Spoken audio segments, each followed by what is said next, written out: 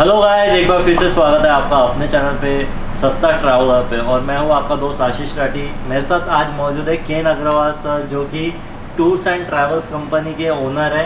और इनका tours and travels का जो लेह लद्दाख के टूर के लिए काफ़ी मशहूर है। लेह लद्दाख में काफ़ी रेगुलरली खुद हर साल 2 महीने के आसपास लेह लद्दाख में रहते हैं और कंटिन्यूसली आज से आई थिंक कि 5 साल 7 साल से आप रेगुलरली जा रहे हैं, राइट?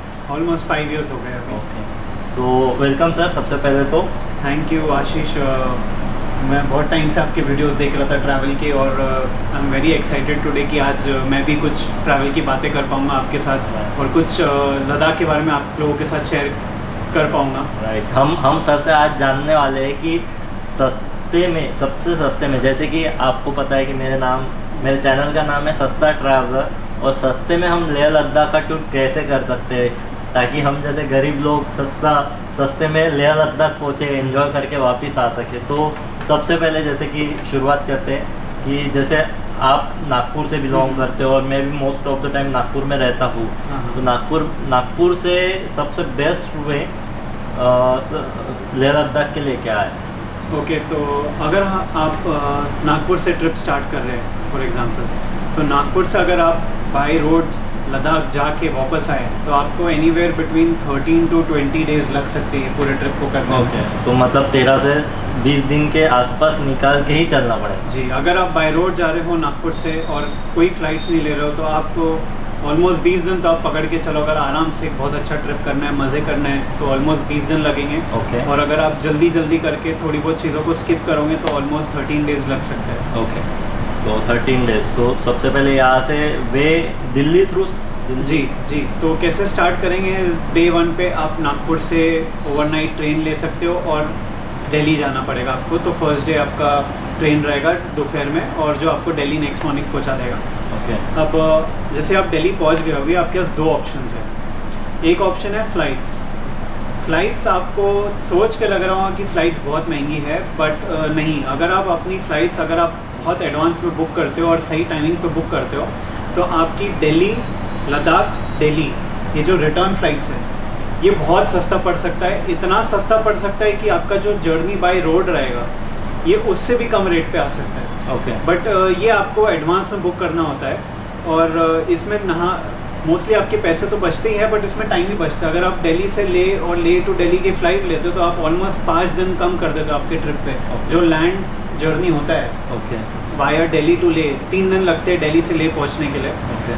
तो अगर आप फ्लाइट लेते हो तो आपका ये पूरा जाना आने का इतने दिन बच जाते हैं और इतना कॉस्ट भी सेविंग हो जाता है। ओके, तो जैसे ट्रेन का सबसे पहले नागपुर से दिल्ली ट्रेन का ऑलमोस्ट कितना पड़ता है? ट्रेन तो अगर आप स्लीपर क्लास में ट्रैवल कर रहे हो तो लगभग 500-550 रुपीज़ हो जाता है। और वहाँ मतलब यहाँ से डायरेक्ट लेह के लिए फ़्लाइट नहीं है क्या?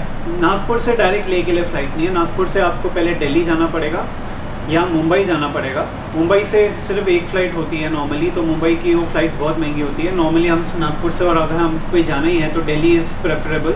आप पहले तो दिल्ली पहुंच जाइए, दिल्ली से फिर हम अपना ट्रिप स्टार्ट कर सकते हैं।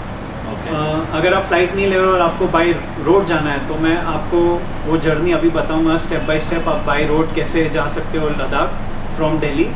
और एक बार आप ले पहुंच गए तो अगर आप फ़्लाइट बुक कर रहे हो दिल्ली से ले, तो आप वहाँ से ये वीडियो को स्किप करके वहाँ से देख सकते हैं। राइट, ठीक है, तो स्टार्ट करते हैं। राइट। तो सबसे पहले मैं सर एक क्वेश्चन था कि जैसे कि आपने बोला कि कॉस्टिंग में फ़र्क गिरता है। अगर फ़्लाइट अगर लिए दिल्ली से तो भी सस्ता गिर सकता है जी।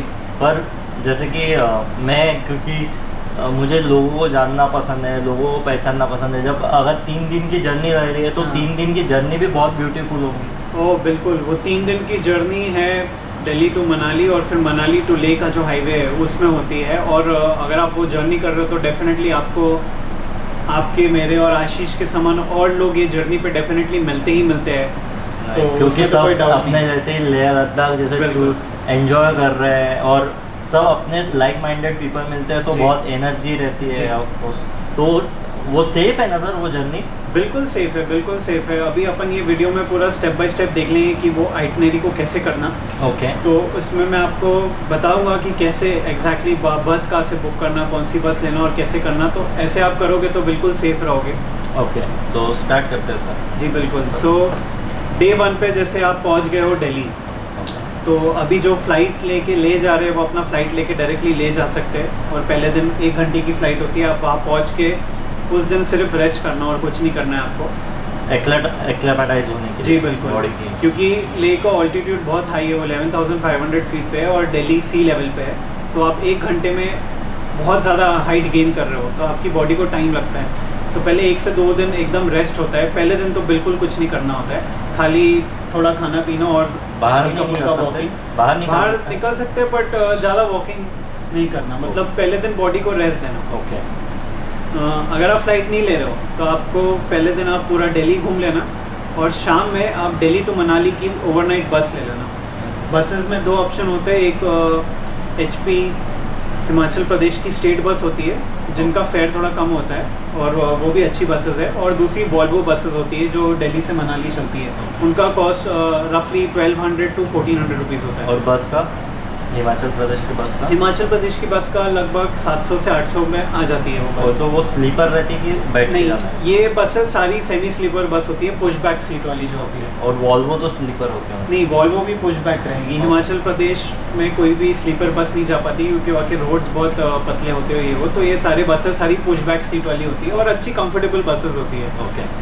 तो ये बसेस भी आप रेड बस से बुक कर सकते हो, उस पर रिव्यूज़ पढ़ लेना और कोई अच्छी कंपनी की बस बुक कर लेना। टाइमिंग्स 5 बजे से चालू होती है बसेस, बट रात के 8-9 बजे तक भी निकलती है दिल्ली से बसेस, जो आपको मनाली अगले दिन 9-10 बजे तक पहुंचा देगी। ओके। उसके बाद अब समझ लो डे 3 पे आप मनाली पहुंच गए हो, तो आज आपको फुल डे मनाली आप साइट सीइंग कर सकते हो। मनाली में काफ़ी सारी चीज़ें हैं। तो मतलब लेह के लिए जा रहे हैं पर मनाली का भी दर्शन हो जाएगा? जी बिल्कुल, यही हमारा रूट है। तो फ्लाइट से अगर गया तो मैं मनाली मिस कर दूँगा। Yes. और मैंने अब तक मनाली भी नहीं देखा है और लेह लद्दाख भी नहीं देखा। नहीं, फिर ये सिचुएशन में तो डेफिनेटली वाया मनाली जाना चाहिए, क्योंकि इसमें आप मनाली का भी साइट सीइंग हो जाता है, आप मनाली भी कवर कर लेते हो। अगर आपके पास एक्स्ट्रा डेज है तो आप जाते टाइम मनाली में 1-2 दिन रुक और सकते हो। बॉडी भी एक्लेमेटाइज हो जाएंगी? नहीं, मनाली ज़्यादा हाइट पे नहीं है तो मनाली में ऐसा एक्लेमेटाइजेशन तो नहीं होगा, बट आपको पर जाते जाते लेह तक जाते हाँ थोड़ा बहुत हो जाता है कि अगर अपन बाय रोड भी जाते हैं तो अपने को वहाँ जाके रेस्ट करना पड़ता है? जी क्या? बिल्कुल। ओके। पहला दिन तो रेस्ट रिकमेंडेड है। ओके, मतलब अगर फ्लाइट से जाए या बस से जाए पर पहला डे अपने को रेस्ट करना ही। कैसे भी आप पहुँचो, जिस दिन आप लद्दाख पहुँचोगे उस दिन रेस्ट करना है। अगर आप रात में पहुँचते हो तो अगले दिन पूरा रेस्ट करना, दिन में पहुँचते हो तो वो पूरा दिन रेस्ट करना है। तो अभी हम डे 3 मनाली में हैं। अगर आपके पास एक्स्ट्रा डेज है तो आप मनाली में स्पेंड कर सकते हो। मनाली में आप आराम से 2-3 दिन, 4 दिन, 1 हफ्ता निकालने वाले 1 हफ्ता भी निकाल सकते हैं। मनाली में बहुत कुछ है करने के लिए। मनाली से 4th डे पे आप मनाली टू लेह की एक बस ले सकते हो। ये भी हिमाचल प्रदेश की एक बस होती है, उनकी डिलक्स बस बोलते हैं इसको, और ये हिमाचल प्रदेश की स्टेट वेबसाइट से बुकिंग हो जाती है। ये बस का आज के डेट में फेयर चेंज हो गया, तो अभी डे चार्ज 2800 रुपीज़ चार्ज करते हैं ये लोग। और ये मनाली से लेह का जर्नी 2 दिन में करते हैं। तो ये जर्नी को भी वो 2 दिन में ब्रेक करते हैं। केलोंग नाम की एक जगह है जो मनाली और लेह के बीच में आती है। ओके। तो ये जर्नी वहाँ पे ब्रेक होती है और वहाँ पे ये बस के फेयर में आपको अकोमोडेशन देते हैं शेयरिंग में, डॉर्मेट्री में, और डिनर और ब्रेकफास्ट भी देते हैं। तो 2800 में आपका एक रात का स्टे, डिनर, ब्रेकफास्ट और बस टिकट कवर हो जाती है। तो 4th डे मॉर्निंग ये बस लगभग 6-7 बजे मनाली से निकलती है और ये अराउंड 4 o'clock तक केलोंग पहुँच जाएगी। और जी, ये जर्नी में एक चीज़ और है, आपने रोहतांग पास सुना होगा, बहुत फेमस। तो फोटो, बहुत लोग फोटो निकालते हैं इंस्टाग्राम पे वगैरह, इंस्टाग्राम वगैरह पे आपने देखा होगा। तो ये जो जर्नी है आप में, फिर आप रोहतांग पास, सबसे पहला पास मनाली टू लेह के बीच में रोहतांग पड़ता है। तो ऐसे करके 5 पासेस हैं जो बहुत ऊँचे पासेस हैं और बहुत फेमस है। ये सारे पासेस बहुत अच्छे हैं। मनाली टू लेह का हाईवे भी बहुत फेमस है बेसिकली। तो ये हाईवे की एवरेज हाइट जो है हाईवे की 10,000 फीट है। ओके।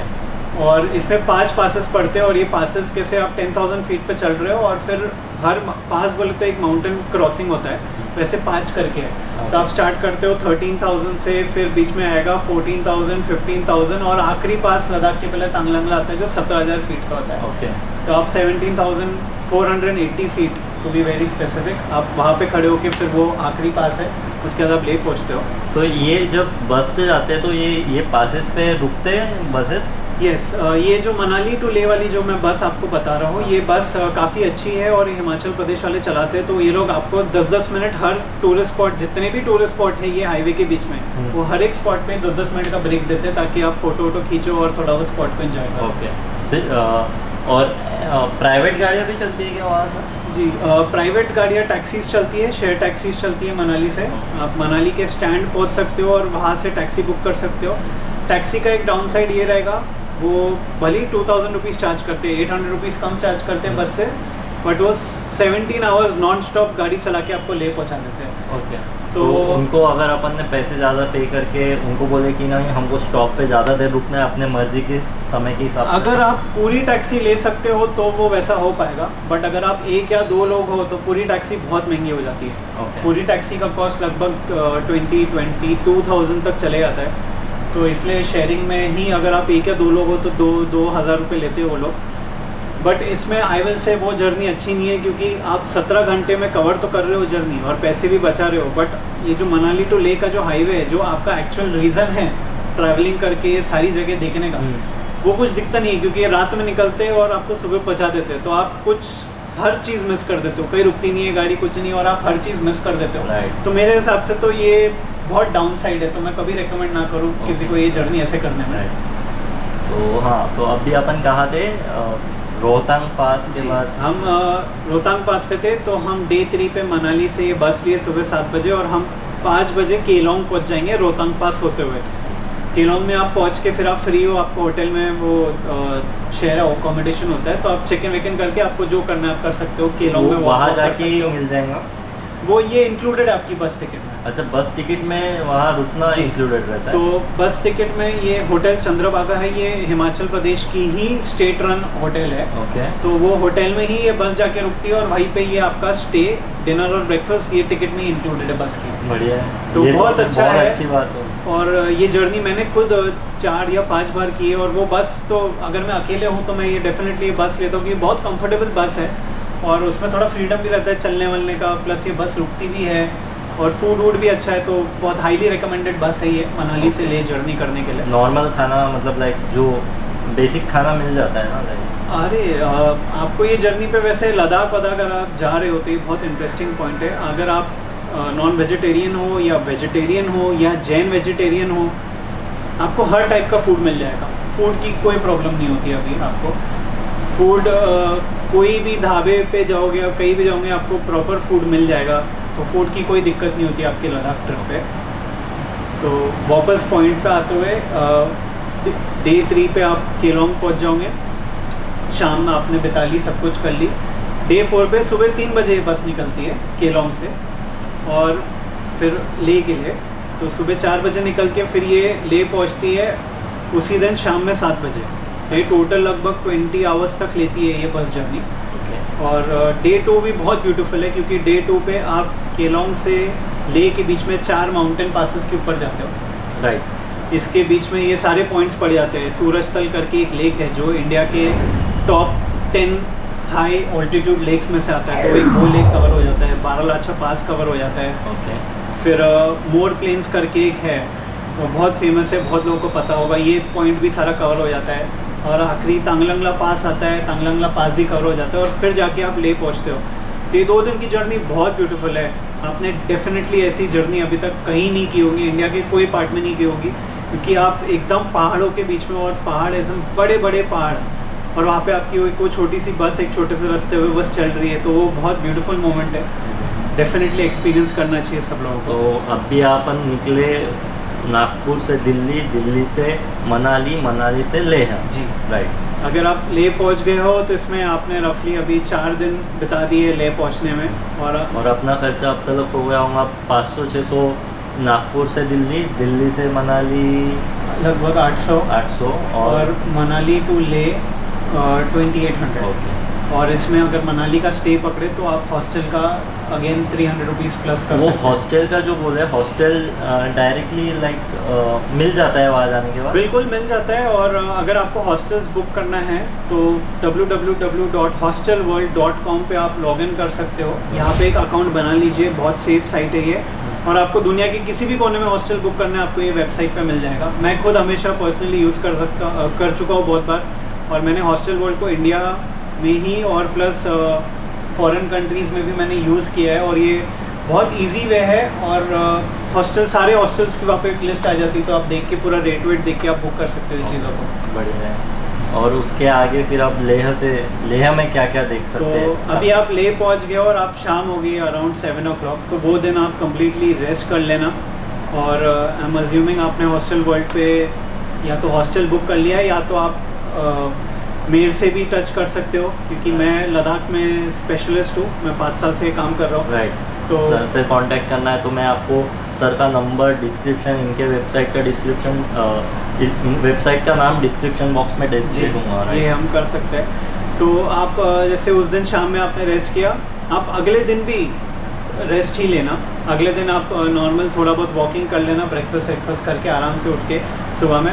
और उसके बाद अगर आपको जाना है तो आप मार्केट तक जा सकते हो वॉक करके, और बस मार्केट थोड़ा बहुत घूम के वापस आ जाना, बट वो दिन ज़्यादा कुछ करना नहीं। ओके, तो मतलब अभी 5 दिन हो गए, राइट? जी, आपके 5 दिन हो चुके हैं आपके लद्दाख ट्रिप पे। अब चालू होता है अभी लद्दाख एक्सप्लोरेशन ट्रिप। तो हम आते हैं अभी डे 6 पे। डे 6 पे मॉर्निंग में आप लेह और शाम वैली का साइट सीइंग कर सकते हो। इसमें लेह में अराउंड 5 से 6 स्पॉट है, और शाम वैली में भी और भी बहुत सारे तो स्पॉट वहाँ है। से व्हीकल क्या रहता है स्पॉट करने? आप ये साइट सीइंग करने के लिए या तो आप बाइक रेंट कर सकते हो लद्दाख में, या फिर आप शेयर टैक्सी ले सकते हो, या तो अगर आप एक ग्रुप में हो तो आप एक टैक्सी ही बुक कर सकते हो आपकी पूरी ट्रिप के लिए। अच्छा, मतलब 4 जनों का ग्रुप रहा तो 4 से 6 लोग, एक इनोवा रहती है तो इनोवा में 6 लोग बैठ सकते हैं, तो मैक्स 6 लोग बैठ सकते हैं। और 6 लोग रहे तो इसमें कॉस्ट भी सारा कम हो जाती है, क्योंकि वो डिवाइड बाई 6 हो जाता है पूरा कॉस्ट। और अकेला पर्सन रहा तो? अकेला पर्सन रहा तो या तो वो बाइक ले लें उस दिन करने के लिए, नहीं तो फिर शेयर टैक्सी। शेयरिंग टैक्सी बहुत सारी मिल जाती है, इसमें कुछ नहीं, आपको डायरेक्टली या तो आप टैक्सी स्टैंड पे चले आना, या लद्दाख में कोई भी ट्रैवल एजेंट के ऑफिस में चले आना, और वहाँ पे आप बोल सकते हो कि मेरे को कल लेह प्लस शाम वैली वगैरह घूमना है, तो शेयरिंग टैक्सी का मेरे को बताओ, तो उनके पास और लोग आ जाते हैं घूमते फिरते, वो 5-6 लोग जमा के वो लोग टैक्सी कर देते हैं। और उसकी कॉस्ट क्या गिरती है पर पर्सन?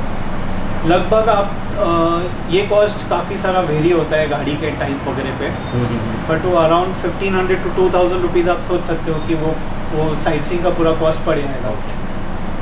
तो लेह में आप लेह में कवर करोगे शांति स्तूपा, लेह पैलेस, फिर इंडियन आर्मी का हॉल ऑफ फेम है, उसके बाद फिर आप मैग्नेटिक हिल पे जाते हो, फिर आप गुरुद्वारा फतेह साहिब जाते हो, और फिर संगम पॉइंट जाते हो, जो बहुत लोगों ने देखा होगा, वो इंडस और ज़ंस्कार रिवर का एक मीटिंग पॉइंट है जहाँ पे दोनों रिवर्स मीट होता है। तो एक मैंने सुना था इस पे, तो उस पे मतलब एक फ़ोटो देखा था एक। हाँ जी, बहुत लोगों ने ये फ़ोटो देखा होगा, आप वो फ़ोटो देख के याद आ जाएगा, इसको संगम पॉइंट बोलते हैं। तो ये बहुत लोगों को क्लिक भी हो जाएगा ये पॉइंट। तो आप डे 6 या डे 7 पे आप ये कर सकते हो सारी चीज़ें, और फिर आप डे 8 से फिर आप लेह के बाहर जा सकते हो। अब इसमें भी आपको लेह के बाहर जाना, तो आपको एक इनर लाइन परमिट नाम की चीज़ है, ये आपको बनानी पड़ेगी। ये आप मेरे थ्रू बना सकते हो, या फिर आप directly DC office in Leh होता है, वहाँ पे आप जाके बना सकते हो। इसके लिए कुछ नहीं, आपको एक आधार कार्ड का जेरोक्स लगेगा, और वो फॉर्म फिलअप करके आपको देना रहता है कि आप कहाँ विजिट करने वाले हो, कितने दिन के लिए। इसका कॉस्ट लगभग, अगर आप ट्रैवल एजेंट से करा रहे हो तो 700 रुपीज़ होता है, और अगर आप डायरेक्टली कर रहे हो तो 500 रुपीज़ होता है पर पर्सन। ये कॉस्ट गवर्नमेंट की तो तरफ मतलब जाती है। अगर पर पर्सन ही रहेगा, अगर 5 जन मिलके भी जा रहे हैं तो पर पर्सन 500 to 700 रुपीज़ लगेगा ये चार्ज। तो आप वो परमिट बना लेना जिस दिन पे आप लेह और शाम वैली जा रहे हो, तो उस दिन पे वो परमिट का काम हो जाता है, आप शाम वैली घूम के आ गए हो। अब उसके अगले दिन आप जा सकते हो नुब्रा वैली। नुब्रा वैली एक बहुत सुंदर सा वैली है लद्दाख रीजन में। नुब्रा वैली में भी आप 4 से 5 दिन बिता सकते हो, डिपेंडिंग किसके पास कितना टाइम है, नहीं तो आप यहाँ पे 1-2 दिन का ट्रिप कर सकते हो। तो लेह कैसा, लेह हमारा एक सेंटर पॉइंट होता है जहाँ पे लोग जो भी आ रहे हैं, बस से आ रहा है कि फ्लाइट से आ रहा है कि कार से, बाइक से, जो भी आ रहा है वो लेह पहुँच जाता है, जो सेंटर है। अच्छा। और वो आपका बेस बन जाता है। फिर आपको इसके बाद कहीं भी जाना है, जितने आपने पैंगोंग लेक सुना होगा, नुब्रा वैली सुना होगा, ये सब जगह आपको जाके वापस ले आना पड़ता है। तो आप यहाँ से नुब्रा वैली वहाँ स्टे नहीं कर सकते क्या? आप स्टे करके, बट आपको वापस यही आना पड़ेगा दूसरी जगह जाने के लिए। तो हर जगह जहाँ भी जा रहे हैं वहाँ स्टे करने के लिए व्यवस्था है। जी, तो आप जहाँ पे भी जाते हो वहाँ पे विलेजेस भी हैं, होम स्टेज भी होते हैं और होटल्स भी होते हैं, starting from 400 rupees a night to 30 to 40,000 rupees a night. इसके बीच में आपका जब बजट जहाँ भी फिट होता है, ये सारी अकोमोडेशंस आपको मिल जाएगी पूरे लद्दाख में। 400 से 40,000 तक। जी बिल्कुल। बाप रे। तो जिसका जितना बजट वो वैसी जगह में रुक सकता है। राइट। तो अब इसमें हम अराउंड डे 8 पे आ गए हैं। तो आप डे 8 पे लेह से स्टार्ट करके आप फेमस खारदुंगला पॉइंट होते हुए आप नुब्रा वैली जा सकते हो। ओके। नुब्रा वैली में आप शेयर टैक्सी से आ रहे हो तो दिस्कित और हुंदर नाम की विलेजेस कवर करते हैं, जहाँ पे वो सैंड ड्यून है, बहुत सुंदर सा सैंड ड्यून है और रिवर है और पहाड़ है। तो नुब्रा वैली एक तो मेरा भी बहुत आई वुड से मेरा फेवरेट वैली है लद्दाख में, नुब्रा वैली। नुब्रा वैली बहुत बढ़िया है क्या? बहुत सुंदर जगह है, मतलब ऐसी जगह मैंने भी कभी देखा नहीं था। लेह और लद्दाख जो मैं नाम साथ में सुनता हूँ, ये अलग अलग है या मतलब लाइक ये भी एक हाँ, बहुत जगह लोग लेह लद्दाख बोलते हैं। बेसिकली लेह सिटी का नाम है और लद्दाख यूनियन टेरिटरी या उनके उसका अच्छा, नाम है। मतलब पूरा जो टेरिटरी है उसका नाम लद्दाख है। वो पूरे यूनियन टेरिटरी का नाम लद्दाख है और लेह लद्दाख का कैपिटल सिटी है। ओके। बट बहुत लोग लेह लद्दाख करते हैं तो वो लगता है कि वो एक ही नाम है। या ऐसा लगता है कि लद्दाख एक सिटी है। हाँ, तो ऐसा नहीं है नहीं ना? नहीं, लद्दाख एक बहुत बड़ा रीजन है। ओके। जहाँ तक वो गोवा या गोवा से भी बड़ा होगा साइज में ओके। पूरा लद्दाख रीजन, और उसमें लेह खाली एक छोटा सा सिटी है। जैसे महाराष्ट्र में मुंबई है, महाराष्ट्र है, वैसे लद्दाख जो स्टेट कैपिटल उसके कैपिटल लेह है। ओके। बिल्कुल। और लेह हार्डली 4 से 5 किलोमीटर की सिटी है, एक छोटी सी सिटी है, और लद्दाख तो बहुत बड़ा है ओके। In terms of. तो और क्या देख सकते हैं वहाँ अपन? जैसे नुब्रा वैली बोले आपने, तो आपके हिसाब से बेस्ट जो स्पॉट्स है कि जो मिस आउट करने ही नहीं चाहिए, वो कौन कौन से रहेंगे? तो आप स्टार्ट करोगे लेह से, सबसे पहला पॉइंट आएगा खारदुंगला पास जो सबसे फेमस है। ओके। तो आप खारदुंगला पास पहुँचोगे, वहाँ पे 10 से 15 मिनट के ऊपर ज़्यादा स्पेंड नहीं करना क्योंकि वो पास बहुत हाई है। अच्छा। तो उस पर जल्दी जल्दी फोटोज खींच के निकल लेना वो पास। क्यों ऐसा? उसकी हाइट बहुत ज़्यादा है, तो अगर बहुत लोग वहाँ पे ज़्यादा टाइम बिताते हैं या थोड़ा रनिंग वनिंग कर लेते हैं कि वो भूल जाते हैं कि वो हाइट पे है, हाँ। और रनिंग वनिंग कर जाते हैं तो इसमें थोड़ा हेल्थ इश्यूज हो सकती है, बीमार पड़ सकते हैं लोग। सांस लेने में तकलीफ होती सांस लेने में भी तकलीफ होती है है एल्टीट्यूड इस पे जी, रहने के वजह से। क्योंकि लेह जैसे मैंने आपको पहले बोला था, लेह 11,500 फीट पे है, खारदुंगला पास 17,500 फीट पे है। राइट। तो इतना हाई है, और वो भी खारदुंगला टॉप पहुंचने में खाली 2 से ढाई घंटा लगता है। तो आप 2.5 घंटे में फिर एक बहुत हाइट गेन कर रहे हो। ओके। तो 10 से 15 मिनट के ऊपर वहाँ पे स्पेंड नहीं करना, और वहाँ पे रनिंग वनिंग बिल्कुल कुछ नहीं करना। ओके। खारदुंगला पास से आप फिर डिसेंड करोगे तो आप नुब्रा वैली में एंटर करोगे। नुब्रा वैली में फेमस रहेगा दिस्कित विलेज आता है जो सबसे पहले। वहाँ पे एक हाई पॉइंट है जहाँ पे एक मैत्रेय बुद्धा का एक स्टैचू है बहुत बड़ा सा। अच्छा। तो वो स्टैचू आप वो पॉइंट से पूरा वैली को देख सकते हो। ओके। तो एक हाई बर्ड्स आई व्यू मिलता है पूरे वैली का, जो बहुत सुंदर है। और फिर उसके बाद आप जाके हुंदर सैंड ड्यून्स जा सकते हो, जो एक बहुत ही अजीब सा साइट है, क्योंकि आप एक एकदम डेजर्ट वाली फीलिंग आ जाती है सडनली। किधर? कि दो नुब्रा वैली में। नुब्रा वैली में। ओके। तो ये दोनों तरफ पहाड़ है और बीच में एक बहुत बड़ा सा सैंड ड्यून है। तो वो बहुत सुंदर है, बहुत अजीब लगा मुझे वो देख के जब मैंने पहली बार देखा था। और वो फिट नहीं होता है वो लैंडस्केप में, इसलिए वो बहुत जो सुंदर लगता है। मिल्खा सिंह का जो शूटिंग हुआ था तो वो वही हुआ था क्या? मिल्खा सिंह का जितना ध्यान नहीं है। ओके। ओके, ठीक है। तो आप वो हुंदर के सैंड ड्यून्स पे पहुंच जाओगे, जहाँ पे बहुत लोगों ने वो कैमल्स के बारे में सुना होगा। तो वो सारा कैमल वैमल वहीं पे है, आप वो कैमल्स को देख सकते हो और उनकी फ़ोटो वोटो खींच लेना दूर से। और वो सैंड ड्यून में आप टाइम बिता के फिर आप वहाँ जाके होम स्टे में चेक इन कर सकते हो या होटल में, और फिर आप फ्री हो, आप वो विलेज में वॉक कर सकते हो, आप वापस सैंड ड्यून में जा सकते हो। जब अपन दूसरे खारदुंगा पास जैसे नुब्रा वाले बोले, जैसे अब नुब्रा वाले में स्टे करना है अपने को, खारदुंगा पास पे स्टे नहीं करना है, वहाँ कुछ जगह नहीं है, तो नुब्रा वैली में स्टे करने के लिए लेह का अपना जो स्टे है वो छोड़ देना जी, वहाँ जाके स्टे करना, फिर वापस आ जाना, फिर यहाँ आके स्टे हाँ, करना। ये एक बहुत अच्छा पॉइंट आपने पकड़ा है जी, बिल्कुल। जैसे आप नुब्रा वैली जा रहे हो तो आपको आपके लेह वाले स्टे से चेकआउट करना पड़ेगा, और आप वहाँ पे स्टे वाले से बात करके, आपका कोई बड़ा बैग रहेगा तो आप उससे बात करके वो बड़ा बैग वही छोड़ सकते हो, और आप ये 2 दिन के ट्रिप के लिए एक छोटा बैग कैरी कर सकते हो। तो इसमें आप नुब्रा वैली जा सकते हो, फिर वहाँ पे आप स्टे फिर से कर लेना, नुब्रा वैली घूम लेना, और फिर वहाँ से चेकआउट करके वापस ले आना। ओके, तो अब आगे की जर्नी सर? अब इसके आगे फिर नुब्रा वैली के बाद आप जा सकते हो पैंगोंग लेक, जो बहुत फेमस है, सब लोगों ने सुना है, सबको जाना है। पैंगोंग लेक, आपने जितनी भी बातें सुनी होंगी लेक के बारे में, उसकी सुंदरता के बारे में, वो सच है, वो एब्सोल्युटली सच है। वो बहुत सुंदर सा लेक है, इतना क्लियर ब्लू वाटर, बहुत, क्योंकि हम नागपुर में रहते हैं, हमें आदत ही नहीं है अच्छी सुंदर चीज़ें देखने की ना। हम लोग क्या, इतना गंदा हो चुका है सब कुछ, पानी काला हो चुका है, कचरा बहुत है। तो जब पैंगोंग लेक आप पहुँचते हो, बहुत सुंदर जगह है, एकदम साफ़ है, वो पानी एकदम ब्लू है, स्काई ब्लू है, तो वो देख के बहुत दिल भी खुश हो जाता है, और बहुत सुंदर जगह है। तो अभी आप डे 9 या डे 10 पे आ गए हम, तो हम लेह से स्टार्ट करते हैं पैंगोंग लेक के लिए जर्नी। तो आप लेह से स्टार्ट करोगे, आपका फर्स्ट स्टॉप आएगा शे पैलेस इंडस वैली में, उसके बाद आएगा तिक्से मोनेस्ट्री। तिक्से मोनेस्ट्री ज़रूर विजिट करना। सर मोनेस्ट्री के बारे में मैं जानना चाहूँगा, मुझे पर्सनली मोनेस्ट्री बहुत पसंद है, मुझे देखना है, एंड मैं खुद स्पिरिचुअली मेडिटेशन एंड एवरीथिंग है मैं करते रहता हूँ, और स्पिरिचुअल प्लेसेस मुझे देखना बहुत पसंद है। तो वहाँ मोनेस्ट्री काफ़ी सारे, ऐसा सुना था मैंने। जी बिल्कुल, लद्दाख में हर विलेज में एक मोनेस्ट्री है। ओके। और ये मोनेस्ट्रीज कोई आम टेम्पल समान नहीं है। जब आप लद्दाख में कोई मोनेस्ट्री की बात कर रहे हो तो वो एकदम ग्रैंड लेवल पे होता है। तो हर विलेज में जो एक पहाड़ रहेगा, वो पहाड़ के बीच में या पहाड़ के टॉप में मोनेस्ट्री बनती है। तो और मोनेस्ट्री बनती भी है तो एटलीस्ट वो 50-100 फीट की मोनेस्ट्री बनती है, लाइक हाइट में। तो एक पहाड़ के ऊपर में इतना बड़ा कंस्ट्रक्शन, और वो बहुत ग्रैंड स्केल पे बनता है लद्दाख में हर मोनेस्ट्री। तो वो देख के ही इंसान खुश हो जाता है। और वहाँ कैसा रहता है, लाइक मोनेस्ट्री के बारे में, लाइक स्पिरिचुअली कैसा रहता है वहाँ? कुछ मैंने सुना कि पढ़ाई भी करवाते हैं और बहुत सारी चीज़ें होती है, लाइक कहीं कहीं मोनेस्ट्री में मार्शल आर्ट्स भी वगैरह सिखाया जाता है।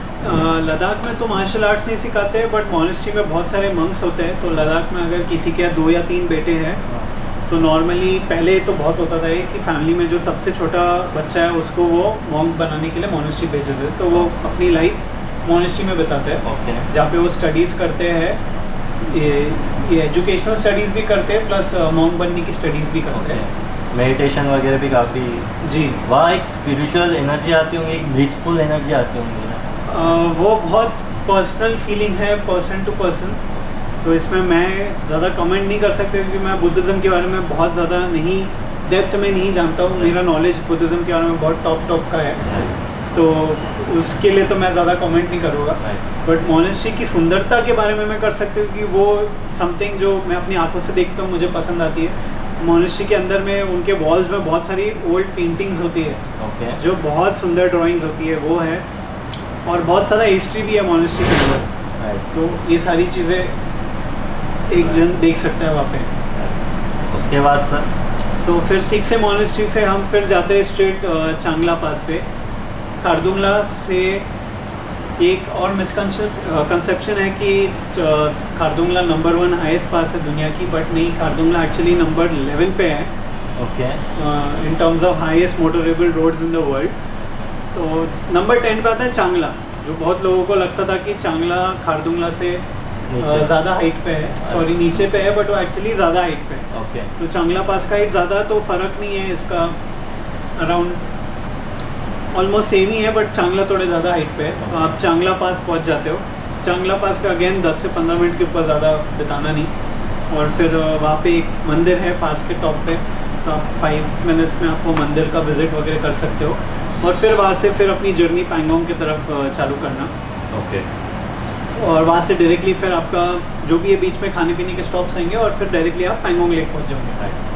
तो अब जैसे अपन पैंगोंग फिर वापस रिटर्न जर्नी शुरू होती है ना जी, इसके, हाँ राइट। तो इसके बीच में मैं पूछना चाहूँगा कि ये ओवरऑल हर जगह पे खाने की व्यवस्था, पानी की व्यवस्था सब इजीली अवेलेबल है, इसकी क्या कॉस्टिंग लगती है अपने को? ओके।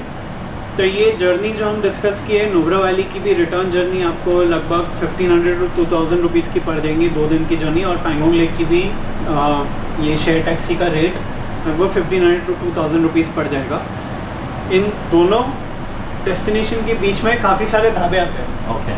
तो आपको ढाबे पे गरम गरम खाना हमेशा मिल जाएगा, पानी ढाबों पे भी मिल जाएगा, बट मैं नॉर्मली लोगों को सजेस्ट करता हूँ आप एक खुद की बॉटल कैरी करना, थर्मल वाली जो होती है। राइट। वो बॉटल अच्छी होती है। इससे एक एडवांटेज ये होता है कि आप पानी की वो प्लास्टिक बॉटल्स नहीं खरीद रहे हो, क्योंकि वो ज़्यादा पोल्यूशन क्रिएट करता है। उसके ऊपर में आप उसमें वार्म वाटर डाल सकते हो, क्योंकि लद्दाख में बहुत ठंडी होती है। Drinking warm water is recommended. तो वार्म वाटर कहाँ मिलता है वहाँ? या आप अपने जहाँ पे भी आप रुके हो उनको आप बोल सकते हो पानी बॉईल करके दे दीजिए, तो वो दे देते हैं। ओके। तो आप पानी आपका खुद का ही भर के ले आना, और जहाँ ख़त्म हो जाता है वहाँ पे रिफ़िल कर लेना। तो ये एक बहुत अच्छा सोल्यूशन है, और प्लास्टिक प्रॉब्लम सॉल्व करने के लिए भी काफ़ी अच्छा है, because Bisleri bottles is a waste. आप खरीद रहे हो, इसमें आप पैसा खर्च कर रहे हो। मैंने इस पे वीडियो भी डाला था बीच में। मैं जनरली मैं जब होटल में भी जाता हूँ, लोकल भी कहीं खाने जाता हूँ, तो घर से बॉटल लेके जाता हूँ, क्योंकि प्लास्टिक की बॉटल अल्टीमेटली कहीं ना कहीं तो डंप करनी है जी। तो वो अवॉइड करना। और क्लाइमेटिक जितना ब्यूटीफुल आज हमें दिख रहा है वो लाइफ टाइम तक अपने आने वाले जनरेशंस को भी दिखता है। आप वो बॉटल ऑलरेडी है राइट, राइट। हमेशा कैरी करता हूँ बॉटल। तो आप एक बॉटल ये ले लीजिए, एक बहुत अच्छा इन्वेस्टमेंट है। इस प्लास्टिक की बॉटल में वैसे पानी पीनी भी नहीं चाहिए। राइट। तो ये है। और ढाबों पे आप जब खाओगे तो आपको थाली मिल जाती है 100 रुपीज़ या 120 रुपीज़ में, और ये थाली में आपको कॉमनली तो राजमा राइस मिल जाएगा। बहुत कॉमनली मिल जाएगा। और ये ईट हाउ मच यू वांट है, ये आपने 100 रुपये की थाली परचेज कर ली तो आपको जितना खाना है आप खा सकते हो। तो और बाकी अगर सब्जी पनीर वनीर सब मिल जाएगा ना? सब कुछ मिल जाएगा ढाबे पे, सब कुछ मिल जाएगा। जनरली मैं आई थिंक कि केदारनाथ गया था काफ़ी साल हो गए, तो वहाँ एक तो ढाबे रहते थे और ब्यूटीफुल व्यू रहता था सामने, एकदम ही लाइक पहाड़ है, ग्रीनरी है, नदियाँ वगैरह काइंड ऑफ। और वहाँ आलू का बहुत मिलता था, आलू पराठा, आलू की सब्जी, दही, ये बहुत ज़्यादा था। आलू के पराठे भी मिल जाएंगे ले में, और ब्रेड और ये अंडा भी मिल जाएगा। ओके।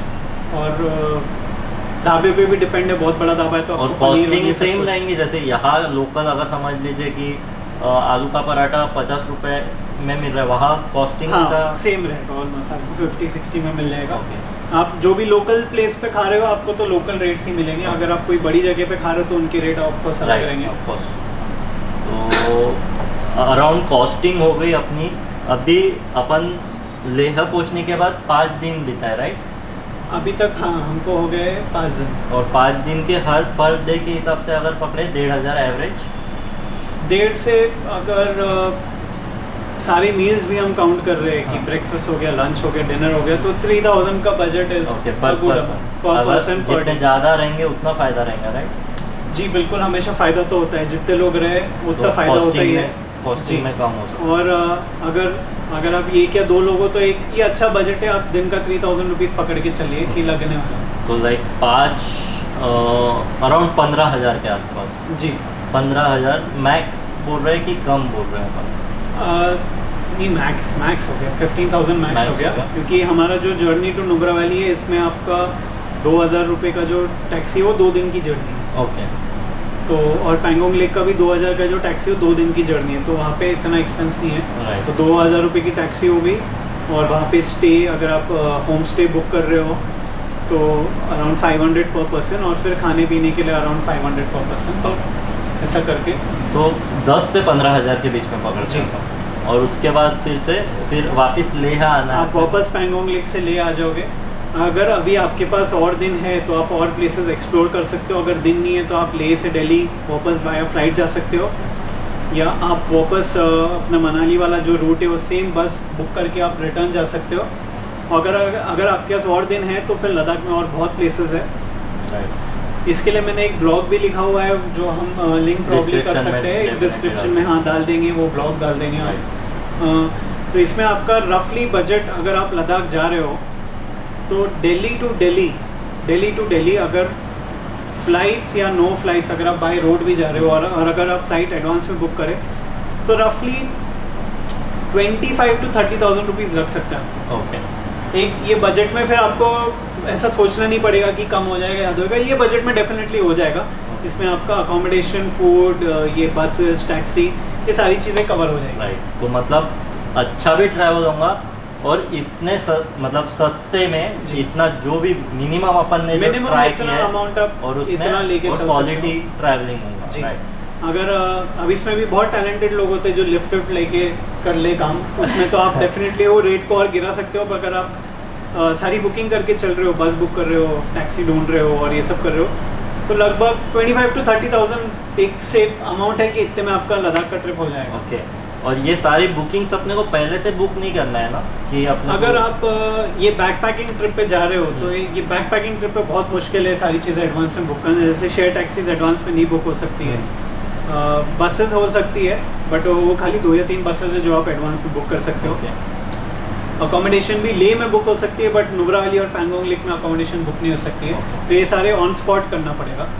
अगर आप लद्दाख का पैकेज ढूंढ रहे हो तो फिर पैकेज में ये सारी चीज़ों का रेट बढ़ जाता है, क्योंकि उसमें फिर एक मिनिमम स्टैंडर्ड आ जाता है कि एक minimum standard of 3 star hotels आ जाते हैं और फिर उसमें टैक्सी प्राइवेट होती है और ये सब, तो वो उस रिगार्डिंग में फिर कॉस्ट ऊपर चल जाता है। बट उसमें फिर ये होता है कि अगर किसी के पास बजट है तो पीस ऑफ माइंड होता है कि आपको कुछ करना नहीं है। डायरेक्ट जैसे सर भी मैनेज करते हैं तो डायरेक्ट आप कांटेक्ट कर सकते हो और आपको कोई टेंशन लेने की ज़रूरत नहीं। यहाँ से वहाँ जाने तलक और वहाँ से यहाँ आने तलक आप सिर्फ एंजॉय कीजिए, लोकेशन एंजॉय कीजिए, वन टाइम पे कीजिए। राइट जी, एम आई राइट सर? यस। तो वैसा हो सकता है, उसमें सारे कॉस्ट कवर हो जाते हैं। बट सिंस हमारा आपका चैनल का थीम है सस्ता ट्रैवलर, तो हमने ये सारे पॉइंट्स कवर किए जिसमें आप लद्दाख का ट्रिप खुद से कम में कैसे कर सकते हो। और जो होम स्टे की बात की, वो होम स्टे रहने में कैसे रहते हैं? वो होम स्टे एक नॉर्मल लोकल फैमिली के घर में एक एडिशनल रूम होता है। ओके। तो उसमें वो लोग नॉर्मली नुब्रा वैली में आपको एक अटैच बाथरूम मिल जाएगा और एक रूम मिल जाएगा और बेसिक एमिनिटीज़ रहेगी, जैसे एक वेस्टर्न टॉयलेट रहेगा और बेड रहेगा। ओके। और फ़ैन तो होते नहीं है ये माउंटेन रीजन्स में, ऑलरेडी बहुत ठंड है, तो साफ़ सुथरी जगह रहती है और कंफर्टेबल स्टे होता है। और अगर आप होम स्टे में रुक रहे हो तो एक अच्छी बात ये भी, क्योंकि आप डायरेक्टली जो आपका टूरिस्ट मनी है वो डायरेक्टली आप लोकल के पॉकेट में डाल रहे हो। राइट, वो भी एक अच्छी बात जी, वो भी एक एडेड बेनिफिट है। और आपको एक लोकल फैमिली के साथ भी रहने मिलता है, लद्दाख का कल्चर भी सीखने मिलता है। जी बिल्कुल। और इसमें ये है कि वहाँ के फैमिलीज़, जैसे हम नागपुर में रह रहे हैं अभी, तो हमारी दुनिया और उनकी दुनिया बहुत अलग है। तो अगर आप ट्रैवल कर रहे हो, ट्रैवल का एक मेन पॉइंट यही होता है कि आप दूसरे रीजन्स में जाके दूसरे कल्चर्स को देख रहे हो। और सिंस हम इंडिया में रहते हैं, एक्चुअली इतना डाइवर्स है हमारा कंट्री, इतने सारे रिलीजन्स है, कल्चर्स हैं, लोग हैं और अलग अलग दिखते हैं, सबके अलग अलग स्टाइल है, सब कुछ है। तो आपको एक उनका एक एक्सपीरियंस करने मिल जाता है। राइट। तो वो उनका नेचर कैसा रहता है? लाइक एकदम फ्रेंडली टाइप रहता है? बिल्कुल बिल्कुल। लद्दाखी जो लोग हैं, एक तो बहुत ऑनेस्ट है और दूसरे बहुत फ्रेंडली है। तो अगर आपका लद्दाख में अगर आपने बाई चांस अपना वॉलेट गिरा भी दिया, 90% चांस है आपको वॉलेट आपका रिटर्न आ जाएगा बिना कुछ गायब हुए। ओके। चोरी होने का लैपटॉप कंप्यूटर, सॉरी कंप्यूटर तो नहीं पर मोबाइल लैपटॉप वगैरह ऐसा? मेरे को वहाँ पे एटलीस्ट 5 से 6 साल हो गए कि मैं अभी लद्दाख में हूँ। आज तक मैंने मेरा रूम नॉर्मली खुला भी छोड़ा है, कभी मेरा लैपटॉप नहीं गया है, कैमरा नहीं गया है, कभी कुछ नहीं हुआ है। एक बार बल्कि मैंने अपना वॉलेट भी गिरा दिया था, जो मुझे अगले दिन रिटर्न भी हो गया। तो और वो मेरे पहले ट्रिप पे हुआ था। और तो मैं सोचा था अभी मेरे को मेरे कार्ड्स ब्लॉक करने पड़ेंगे और कैश भी घूम गया ये वो, बट वो अगले दिन बस रिटर्न हो गया। और वो उन्होंने ना मेरे से रिवॉर्ड एक्सेप्ट किया ना कुछ किया, उन्होंने बस मेरा वॉलेट रिटर्न कर दिया। रियली नाइस, बहुत अच्छे, मतलब बिल्कुल। हॉस्पिटैलिटी बहुत प्यारी है, बहुत अच्छी है लोगों की। लद्दाख एक ऐसा रीजन है जो साल में 8 महीना बंद रहता है, क्योंकि वहाँ पे इतना स्नोफॉल होता है और इतनी ठंड होती है, तो वो 8 महीना बंद होता है। साल में सिर्फ 4 महीना होता है टूरिज्म के लिए, तो वो सिर्फ वो 4 महीने में उनको भी बाहर के लोगों से मिलने का मौका मिलता है। तो वो 4 महीने में बहुत फ्रेंडली एनवायरनमेंट होता है। अगर आप खुद का भी टेंट लेके जा रहे हो, ये हमने अभी तक कवर नहीं किया, अगर आप खुद का टेंट लेके जा रहे हो और वहाँ पे कहीं पे भी अपना टेंट लगा रहे हो ले के बाहर या कहीं पे भी, तो उसमें भी सेफ़ है, कोई डरने की बात नहीं, कुछ नहीं, कोई आपको आपके डिस्टर्ब नहीं करता है। आप अपना टेंट लगा सकते हो, अपना स्टोव वोव खाना आप खुद ही बना सकते हो, आपको टेंट में रुक सकते हो, कोई आपको डिस्टर्ब नहीं करेगा, कुछ नहीं, और कम्प्लीटली सेफ़ है। ओके। और अब ये सब तो अपन ने कवर कर लिया। एक चीज़ मुझे बताइए कि सेफ्टी मेजर्स कुछ मेंटेन करने के लिए लाइक क्लाइमेटिक कंडीशन, क्लॉथिंग और कुछ ऐसा जो अपने साथ हो सकता है बुरा हेल्थ वाइज, या तो वो उसके लिए क्या क्या प्रिकॉशंस मेंटेन करना? हेल्थ वाइज तो अगर आप नॉर्मल वॉकिंग करते हो तो आप फाइन रहोगे। जैसे आप ले पहुँचते हो तो कुछ इंपॉर्टेंट पॉइंट होता है कि फर्स्ट डे पे आप बिल्कुल भी कोई एक्सर्शन नहीं करना। फर्स्ट डे पे आप खाली गर्म पानी या चाय वाय पीना लद्दाख में, और खाना वाना खा के रेस्ट करना, और अपने जो भी आपका अकोमोडेशन रहेगा उसी में ही थोड़ा बहुत वॉकिंग करना। ओके। सेकेंड डे पे आप थोड़ा बहुत वॉकिंग कर सकते हो जब आप साइट सीइंग पे निकल रहे हो और ये सब। बट उसमें भी आपको लद्दाख के ट्रिप पे ये चीज़ें ध्यान में रख के चलनी है कि वहाँ पे आप खुद की बॉडी को एक्सर्ट नहीं करना। अच्छा। बिल्कुल भी नहीं। वहाँ रनिंग वनिंग पहले 6-7 दिन तो दौड़ने का सोचना भी नहीं। अच्छा। तो ये सब है। क्लोथिंग में आप वुलन थर्मल्स आते हैं, कॉटन थर्मल्स आते हैं। कॉटन वहाँ पे काम नहीं करते क्योंकि आप बहुत ठंडे, आप जो भी प्रोडक्ट खरीद रहे हो ठंडी के लिए वो सिर्फ वुल खरीदना, वुल या फ्लीस। ये दो ही चीज़ें पहले से खरीदना। यहाँ से वो तैयारी के साथ जाना। जी बिल्कुल। आप यहाँ से डिकैथलॉन वगैरह से खरीद सकते हो, और अगर यहाँ से खरीद नहीं पाते हो तो फिर लेह में बहुत बड़ा लोकल मार्केट है, वहाँ पे आपको ये सारी चीज़ें मिल जाएगी ऑफकोर्स। उसके अलावा मेडिसिन, जो आप नॉर्मल मेडिसिन यूज़ करते हो वही मेडिसिन।